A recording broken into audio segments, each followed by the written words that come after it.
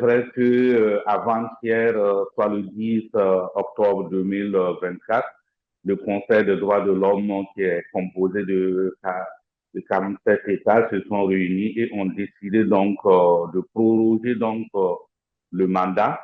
Alors, ce qui est sûr, nous allons donc poursuivre le travail de monitoring des droits de l'homme et être toujours ouvert à l'État burundais pour le conseiller en matière de renforcement et d'amélioration donc des situations des droits de l'homme.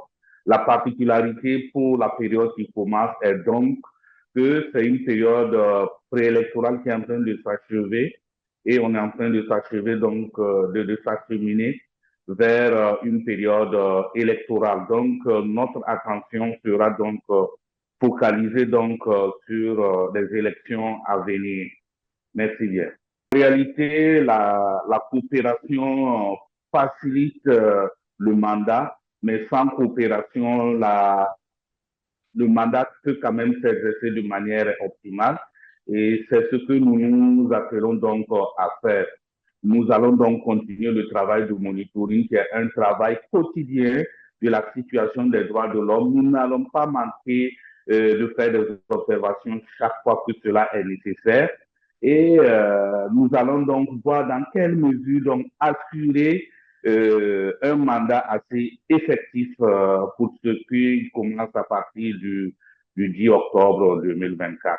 Le rapport que j'ai produit donc devant le Conseil des droits de l'homme le 23 septembre dernier est assez révélateur donc de la situation des droits de l'homme. Il faut dire que les droits de l'homme sont un tout. On ne peut pas choisir de faire du développement économique sans que les libertés individuelles, les libertés politiques ne soient garanties.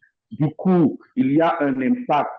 Les droits politiques impactent les droits économiques, sociaux et culturels et inversement.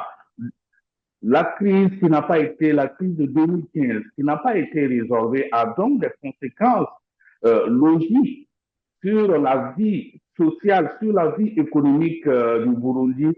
La seule solution, c'est de reprendre le dialogue et de pouvoir donc discuter des droits civils et politiques et les droits de la liberté, le déverrouillage de l'espace public. Et on verra que consécutivement, les questions de droits économiques et sociaux vont se régler. C'est parce que l'espace public est venu que les investisseurs ne peuvent pas venir. Et pour donc assurer donc un développement du pays. Et je pense que ce sont des indicateurs. Et dans le doing business, un des éléments, c'est la sécurité également qui est donc une question primordiale. À ce sujet, il n'y a pas de conseil spécifique, c'est juste une question de fait. On se rend compte qu'il y a un lien entre les libertés publiques et les investissements. Pour une fois que les Burundais ont l'occasion ou les autorités burundaises ont l'occasion de faire avancer la situation des droits de l'homme et par voie de conséquence le développement économique du pays, ils prennent d'autres options. Nous, dans notre mandat, nous restons focalisés sur la question des droits de l'homme et nous disons toujours que nous sommes ouverts pour la discussion, pour le conseil, pour faire donc avancer donc la situation.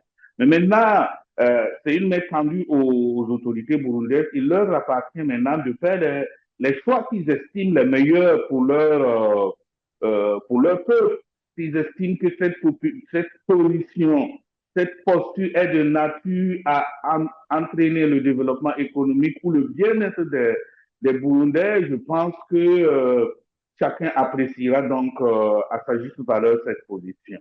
Je crois que la position est ferme depuis la commission d'enquête internationale et moi, je respecte bien cette position, mais je ne suis pas optimiste quant à l'évolution donc de cette position.